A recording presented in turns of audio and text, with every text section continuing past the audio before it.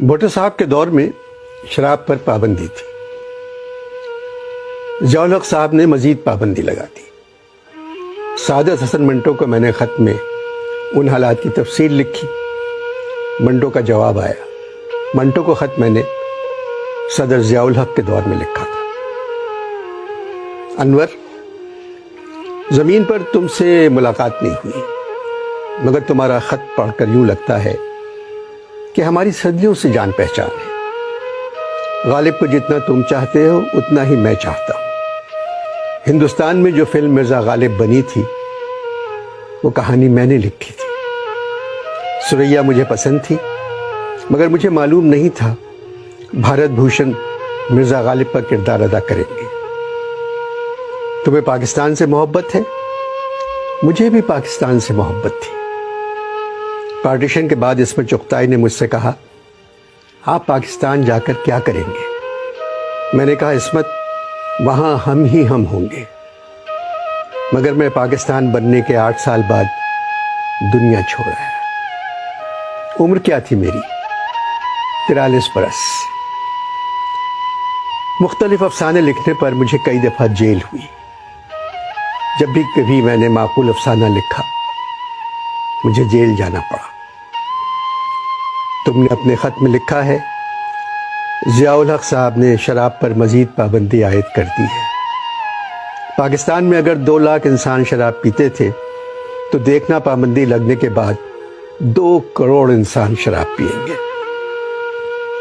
बात सुनो, अगर तुम लोग चाहते हो किसी चीज़ को ख़त्म करना तो उसकी तरफ ध्यान देना छोड़ दो, वो खुद ब खुद ख़त्म हो जाएगी। देखो, मैंने अपनी सेहत की तरफ ध्यान नहीं दिया, खुद ब खुद ख़त्म हो गई। मेरे पाकिस्तान और तुम्हारे पाकिस्तान में जो सबसे बड़ा फ़र्क है वो ये है, मेरे ज़माने में लोग घरों में नमाज पढ़ते थे और घर से बाहर जाकर शराब पीते थे। अब तुम्हारे पाकिस्तान में लोग बाहर जाकर नमाज पढ़ते हैं ताकि दूसरे लोग उन्हें मस्जिद जाता हुआ देख लें, और शराब अपने अपने घरों में अपने वालिदैन और बच्चों के सामने पीने लगे। मुझ पर इल्ज़ाम था मैं फहश लिखता हूँ। तुम बताओ, उस तहजीब पे कपड़े किस तरह उतारता जो पहले से नंगी थी।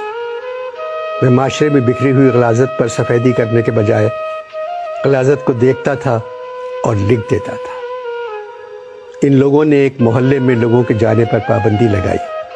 नतीजा क्या निकला?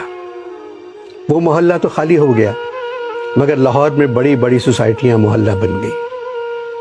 मैं हीरा मंडी जाकर औरतों से उनकी कहानियां सुनता था, वही कहानियां मेरी तहरीर बन जाती थी। मेरा दोस्त सिर्फ मेरा कलम था, मरते दम तक उसने साथ नहीं छोड़ा। मैं तुमसे सिर्फ इतना कहना चाहता हूँ, इस माशरे में जो भी बात तुम्हें घिनौनी नजर आए उसके बारे में ज़रूर लिखना। और मुझे बहुत सौ ने बताया है तुम लिखते भी हो और मुंह पर भी कह देते हो। अनवर, मैंने कभी झूठ नहीं बोला।